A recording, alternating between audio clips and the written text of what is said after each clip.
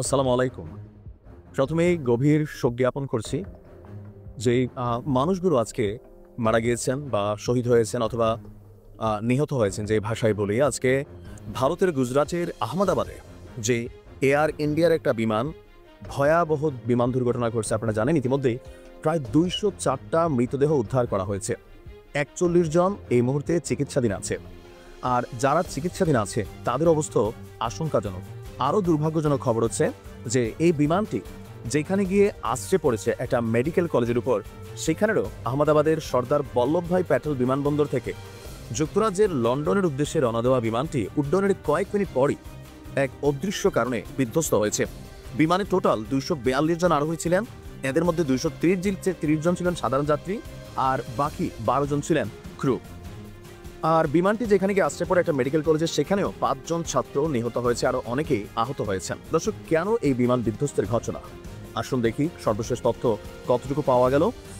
ভারতের এই ভয়াবহ বিমান দুর্ঘটনার একটা ভিডিও ভাইরাল হয়েছে। এতে দেখা গেছে বিমানবন্দরের রানওয়ে থেকে উড্ডয়নের পর অনেকটা দুলতে দুলতে বিমানটি এগোচ্ছিল। এর কিছুক্ষণ পরেই এটি বিধ্বস্ত হয়। এয়ার ইন্ডিয়ার এই বিমানটি সেখানকার একটি মেডিকেল কলেজের ছাত্রাবাসের উপর গিয়ে আঘাত হানে। এখন এই মুহূর্তে একদিকে যেমন উদ্ধার কাজ চলছে, অপরদিকে জানার চেষ্টা করা হচ্ছে কেন এই দুর্ঘটনাটি ঘটল। বিমান চলাচল বিষয়ক এক বিশেষজ্ঞ এনডিটিভিকে বলছেন যে বিমানটি উড্ডয়ন করার সঙ্গে সঙ্গে সম্ভবত এতে কয়েকটি পাখি আঘাত করেছিল। আর এতে করে পূর্ণ উড্ডয়নের জন্য যে পরিমাণ শক্তির প্রয়োজন ছিল, আমরা দেখছি ভিডিওটা, যে বিমানটা তখন আমরা যখন আকাশে ফ্লাই করি, উড়ে যাই, তো নির্দিষ্ট একটা দূরত্ব থেকে গিয়ে বিমানটা আস্তে করে উপরে ওঠে। এই বিমানটা নির্দিষ্ট দূরত্বে গিয়ে উপরে না ওঠে, এটা আস্তে করে ডাউন হয়ে গেল। এরপর এটা লেজের অংশটা সেই ছাত্রাবাসের মধ্যে ধাক্কা খাইলো, আর এরপরে তো বাকিটা যা ঘটার ঘটেই গেল। এখন এটা কেন হলো?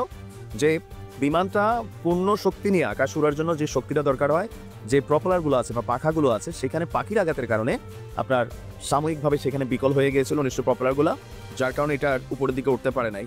ফলে সর্বোচ্চ চেষ্টা করেও বিমানটিকে আর উপরের দিকে নিতে পারেনি পাইলট। সাবেক ক্যাপ্টেন সৌরভ ভাটনাগর নামক একজন বিশেষজ্ঞ বলছেন, প্রথমত মনে হচ্ছে একটা পাখি না, একাধিক পাখির ধাক্কায় দুটি ইঞ্জিনই, দুই দিকে যে ইঞ্জিনগুলো থাকে দুটোটাই বিকল হয়ে যায়।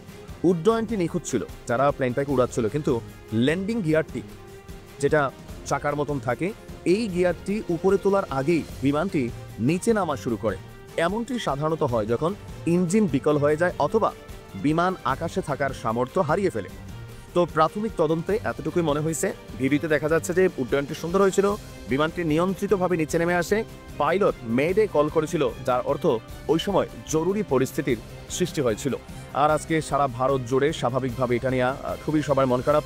তবে আমার কাছে একটু খারাপ লাগছে কোনটা, যে এই ধরনের খবরেও একদল মানুষরূপী হিংস্র হায়না আছি আমরা, দেশভেদ বিভেদ এগুলার বাহিরে গিয়া এই ঘটনায় ঠিক আছে একদম মনমত হয়েছে।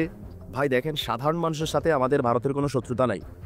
আমরা যখন ভারত নিয়ে সমালোচনা করি সেটা রাজনৈতিকভাবে। এই ঘটনা আপনার সাথে হইতে পারে, আপনার পরিবারের সাথে হইতে পারে। এই ধরনের বিপদে যারা মনে করতেছেন খুশি হয়েছেন, আপনি মানুষ নামের জানোয়ার। যারা মারা গেছে তাদের পরিবারের প্রতি গভীর শোক প্রদর্শন করছি। আল্লাহ সবাইকে শান্তি দান করুক। ভালো থাকো। আসসালামু আলাইকুম। প্রথমেই গভীর শোক জ্ঞাপন করছি যে মানুষগুলো আজকে